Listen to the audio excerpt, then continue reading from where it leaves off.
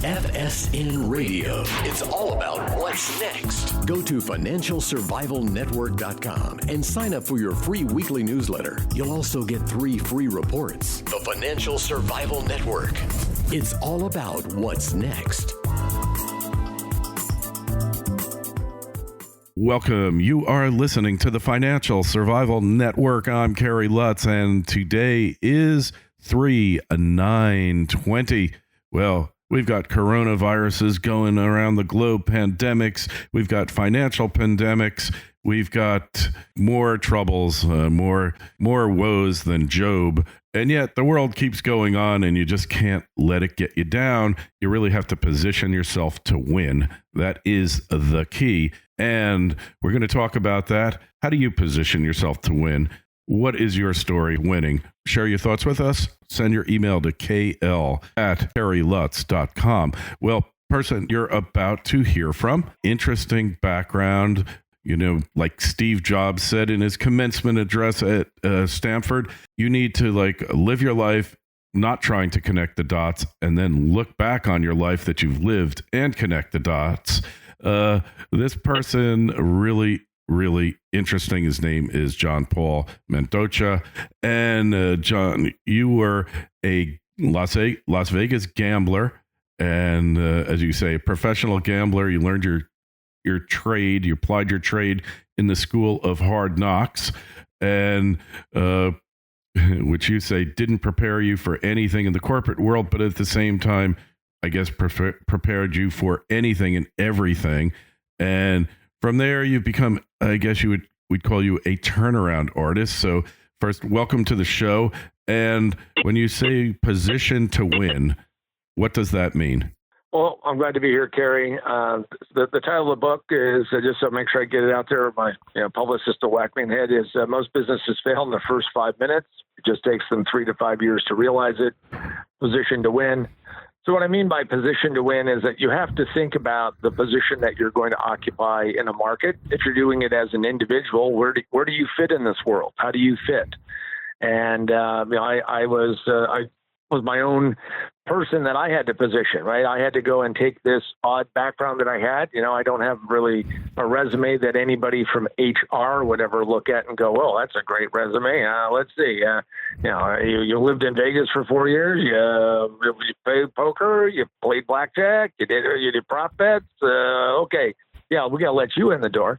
So what you have to do is position. Is you have to decide what position you want to occupy, but more importantly, what positions are available. And that's really critical. Most businesses never figure out, 1, what they want to be, and 2, is that available or not, and authentically, can they do that? Yeah, well, a lot of people become professionals, so they never have to even address the issue. You become a doctor. Yeah, if you do it right and position yourself right, you can be super successful. And even if you don't, you're going to be moderately successful. You go to law school, it's a little bit of a different story. Having done that myself, you really do have to find your niche and understand the value proposition and the services you're going to provide and why people would buy them. So I find, and from my experience, and I've turned around companies myself, probably not as many as you have, but I find if I walk into a company, within the first half hour to an hour, I can figure out exactly why that company's not succeeding. What's been your experience with that, John?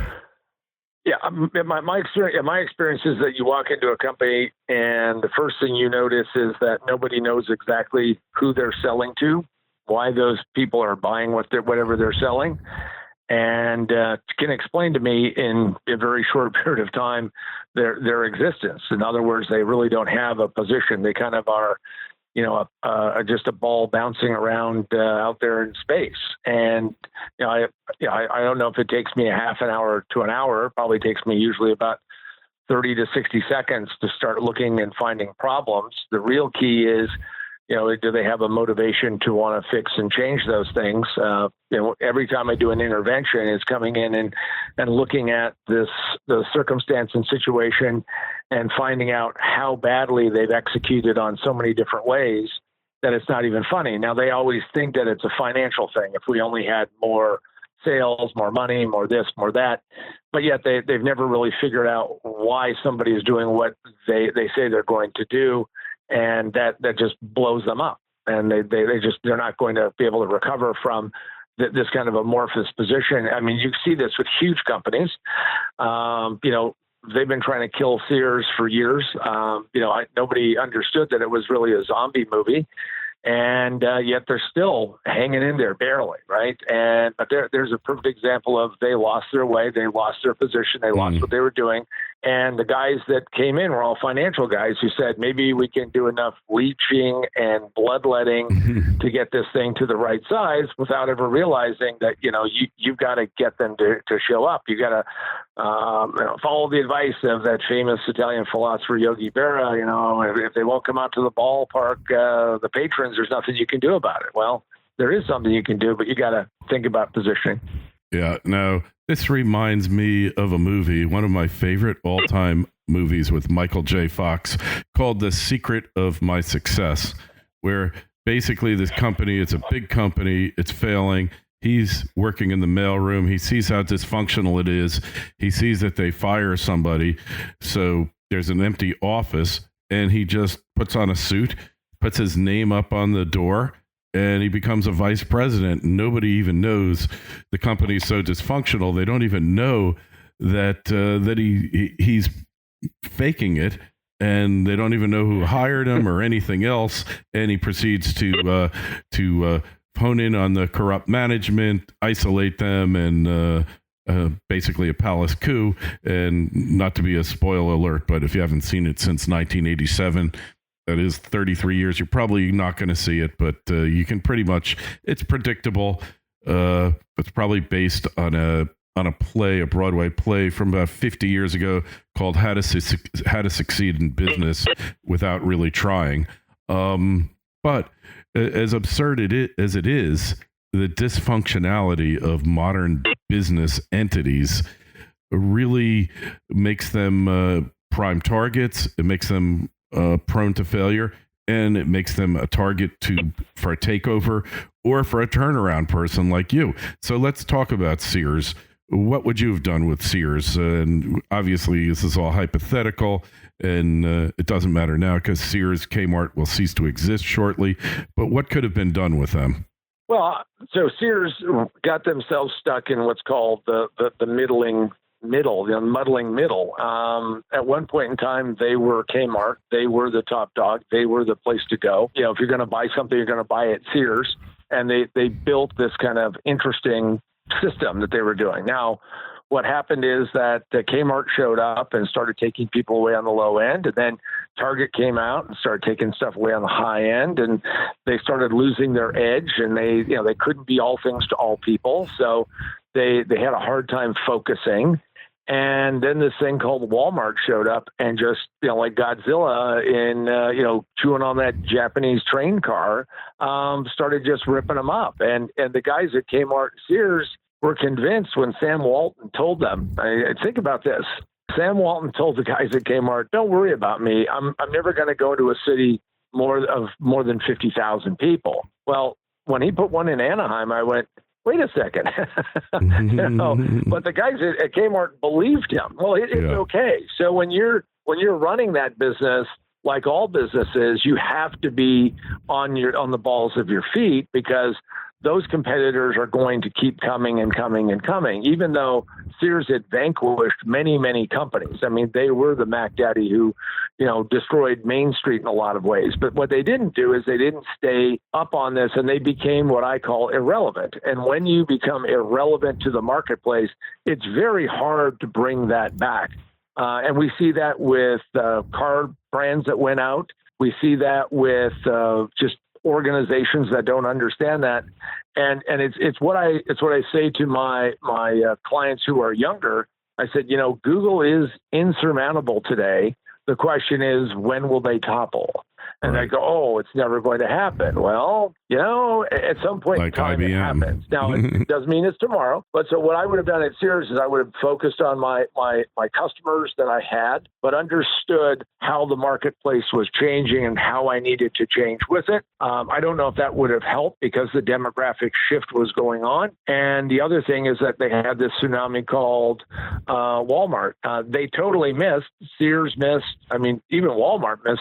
They missed this thing called the internet in a massive way. And I just know from my own experience of walking into places that have no clue that this thing called the internet has even shown up, because I know it may have made it out to your coast, but it's a brand new thing. And I just sit there and just shake my head and go, wow. So Sears is one of those that they made lots of mistakes. And by the time they got to realizing it was pretty far down the road. Okay, so then look at a company like General Motors. They've been pretty much circling the drain for 35 years now, maybe 45, since the 70s. Started making lousy cars. They seem to have gotten back their groove a little bit, and now they've lost it again. Right? So perfect example of a company not being aware of what's happening in Japan, what's happening in China, Korea, etc., and then trying to come back and fix things, and they've just never been able to get out of their own way. So, how do people find you, by the way, when they're looking for a turnaround artist? Oh, so if they want to find me now, they can go to positiontowinbook.com. And that way you can get a hold of me. You can also get the book and, read about really, getting your business or your career or whatever you're going to do positioned right the first time, and understanding that positioning. See, this is the trouble with Sears. Here's what Sears ran into. Just to drift back just for a second. They held a position, and if they had a positioning diagram and they were looking at this thing, right, like looking at a map. But what happened is that the maps change. They don't stay. This isn't continental drift. This is like market shift.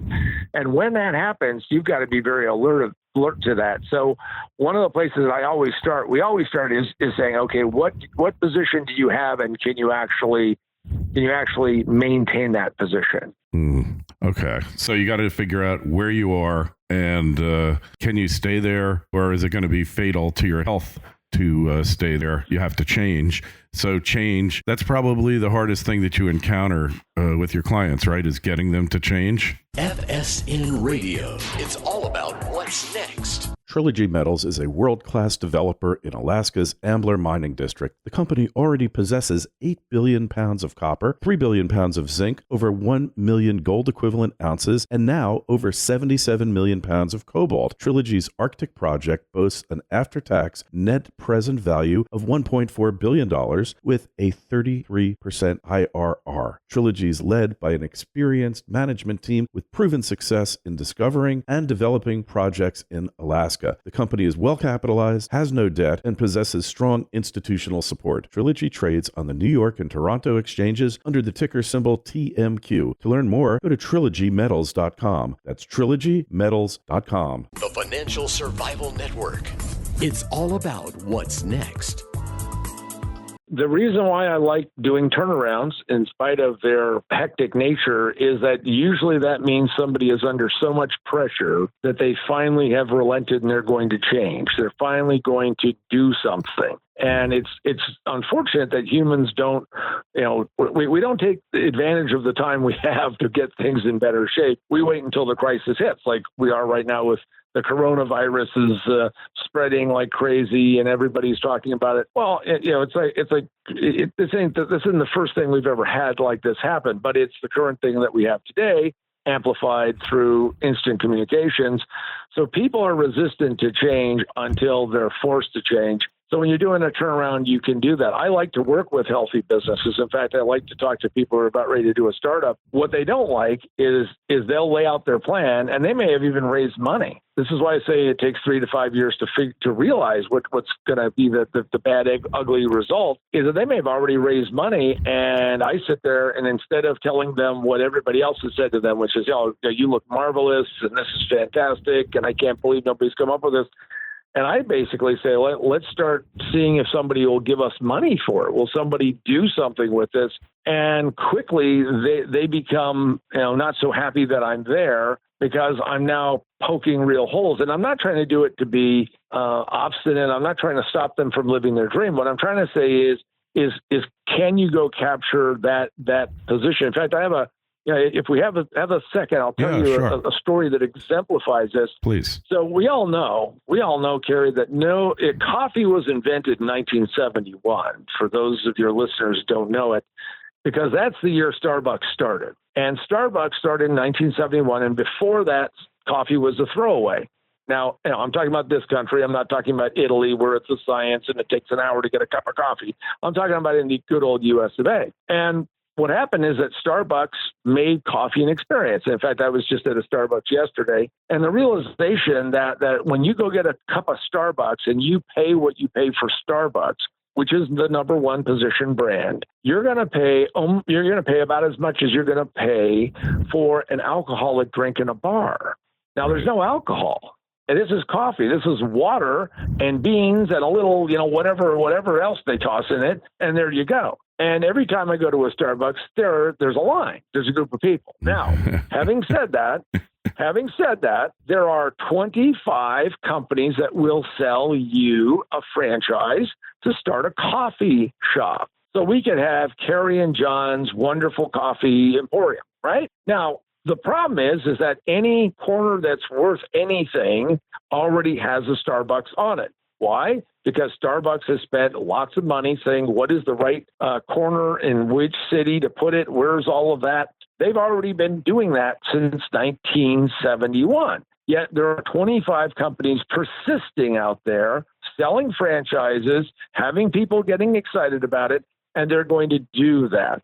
So to me, what I always say to somebody, you can push back and say, John, I don't know if this is, real or not. Go look at the market and learn from the market before you go and get, loot your IRA or, get your kids' college fund or your parents to give you money. Go do that. I mean, for heaven's sakes, if you're going to go start a coffee shop, if you're so self-possessed, you ought to go work at a Starbucks for a few months and see what it's like to be in the coffee shop of the best guys, not wake up and say, oh, you know what? I got a great idea. Jerry and John's Coffee Emporium. How could it lose? Really? How could it lose? Yeah, how could it lose? Well, there is Dunkin' Donut, but I don't Dunkin' Donuts. I think there's Pete's Coffee, but I can't really think of any other coffee shops that are crushing it out there other than Starbucks. And they don't even look at themselves as a coffee company anymore. They look at themselves as a technology company, if you can believe it. Well, and I'm glad you brought up Dunkin' Donuts, which is like number 2 out there in the marketplace, right? Mm-hmm. And what did those bright guys do, right? We now think of Dunkin' Donuts, and especially if you live in the East Coast, I've traveled a lot in the East Coast, is that you go, there's a Dunkin' Donuts, and of course there's this rivalry, right? Older school, hey, we're going to go to Dunkin' Donuts. Maybe newer, hipper, we're going to go to Starbucks. No slam on anybody. But what did they do? Is they got rid of the donuts part. Now they're called Dunkin'. I mean, I'm sitting there, and they just did this in the last year. Major, in my mind, mistake, because what we're trying to do is we're trying to maintain a position. Now, what they're saying is we have to stay hip in the modern times. You're Dunkin' Donuts. So what are you dunking? Dunkin' what? Dunkin' a breakfast burrito? I don't know.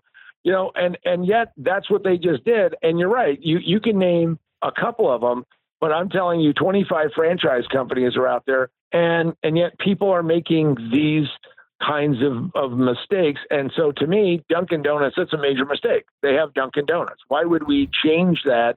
Yeah, it's a in brand. Any way, shape, or form? Embrace it. It's who you are. It's a brand that's been around for longer than I have. I remember them well, and they have been very successful, even being number 2. But look, if you want to sit down and have a cup of coffee, where would you rather go to? Dunkin' Donuts or Starbucks? Generally, Starbucks is comfortable, inviting, comfortable furniture there, and Dunkin' Donuts has 3 chairs, like lawn chairs, and uncomfortable stools.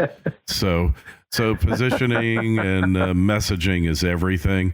And even though they're like less than half the price, I can buy a cup of coffee at Dunkin' Donuts for $1.50, big cup. I got to spend $3 for the same cup at Starbucks. Honestly, I think Dunkin' Donuts regular coffee, not talking about the steam drink, espresso drinks, is honestly better than Starbucks. But in any event, I totally get your point. So tell us about one of your latest turnaround stories where they really were about to give up and just go their own separate ways, and then you stepped in there and changed it all. Well, yeah, I'll tell you a turnaround story, which I think is interesting, is that as I went into a chain of medical clinics, and their problem is that they're cash based. They're very specialized, which is all good. And the difficulty that they were having is they were bleeding money. And that's usually the first sign, is they're bleeding out. And, they had a vice president of marketing, and he had, 3 ad agencies and 2 consultants and a partridge in a pear tree. And I brought everybody in and I said, okay, so tell me who our customer is. Tell me who we're going after, because frankly, we were advertising a lot on radio. We were in newspapers. We had an older audience, older demo.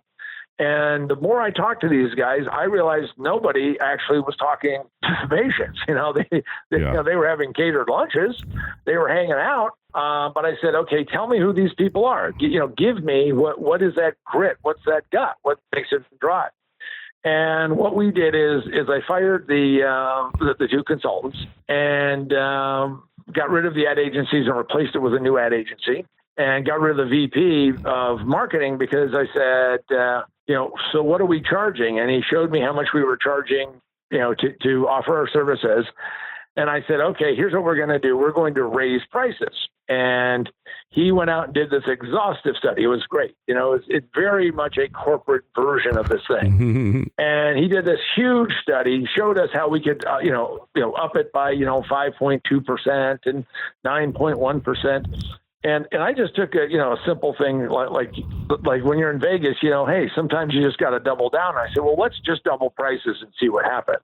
And we doubled prices, and we lost about 20% of the workforce, who got really irritated. We went back to all of our old customers and said, listen, if you re-up and buy some more and, join a subscription program, we'll fix prices. And effectively what I did was I raised everything in about 120 days, got them 30% more sales. But the real key is I got significantly higher margins, and we quit bleeding out money. The most important factor that happened, though, is that we found out who were all the dead wood. Think about it. You said it perfectly, Kerry. Dunkin' Donuts, I think it's a little better coffee. It's $1.50. Go to Starbucks, it's $3. Not as good a coffee, but it's nicer atmosphere. I like the experience differently. It's better experience, better vibe. And that was what I said. I said, look, we don't need to be the low price guys. I mean, low price guys don't always do the best job out there in the market. So when we did that was a very rapid turnaround, and ended up, saving that chain of clinics and helping the board out. And like all turnarounds, those interventions come to an end. And, of course, I left, and then they hired somebody who was, had much more professional education than I did. And of course, he started changing things, and eventually they went broke, which is an irony, right? Because, here I save them, and then, well, let's go bring in this guy who's going to, do all this professionalization. But the point of it is that you have to take massive action quickly. But more importantly, is we positioned ourselves in the market. Everybody in those markets were aware of what we did. And in fact, I'll give all of your listeners, if you ever want to go out and put in anything that's going to be high-end something, because I always like to sell more towards the high end, is, and people go, well, how do you do it? How do you take out the Ouija board and figure out it? So my thing is, find the Mercedes dealer and draw a circle, concentric circles around it, and see what we can find that's reasonably priced, that's close to the Mercedes, BMW, Lexus dealer. That's what I'm looking for. Mm-hmm. And, it was funny because our competitors would be in strip malls. Our competitors would be in god-awful places. And literally we would have, patients who would say, I'm afraid to park my car in their lot. And, you're really close and convenient. So what we ended up doing is we reached out to every one of those luxury brands and said, hey, by the way, we don't know if your customers are like that, but, hey, here's what we do. And it was a great synergy. And the point of it is that, always look for those opportunities where you can get on and connect with somebody else who has also great positioning and has your customers, but knowing your position and really accepting that that's your position, because you're going to lose some people. Like, there are a lot of people who never walk into a Starbucks because they're over at Mickey D's buying the 99-cent version of whatever it is. But it doesn't matter, because those people are not going to be Starbucks customers. Right. Yep. Totally agree with you there. It's fascinating. I could talk to you honestly about this all day. I love turnarounds. I've loved turning companies around and really helping people, helping to open their eyes up to where their failure is. Some people you just can't rescue. Others you rescue, and it's a pattern. Then they're just going to do the same things over and over again. Hey, just tell us again, John, where we find you and best place to connect on the internet.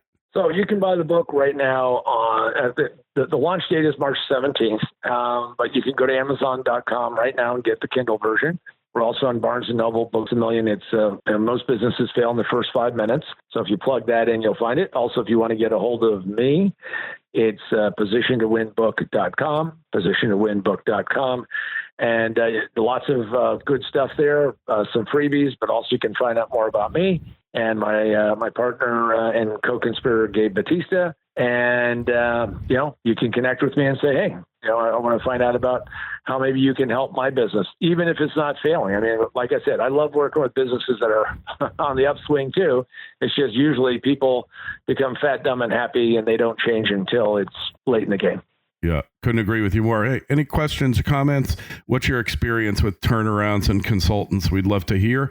Email us, kl@kerrylutz.com, Twitter feed @KerryLutz, Facebook page, Financial Survival Network, and of course, our home website, financialsurvivalnetwork.com. John, really appreciate you coming on, sharing your wisdom with us. We will definitely have you back on and talk to you soon. Thanks, Kerry. FSN Radio. It's all about what's next. Go to financialsurvivalnetwork.com and sign up for your free weekly newsletter. You'll also get 3 free reports. The Financial Survival Network. It's all about what's next.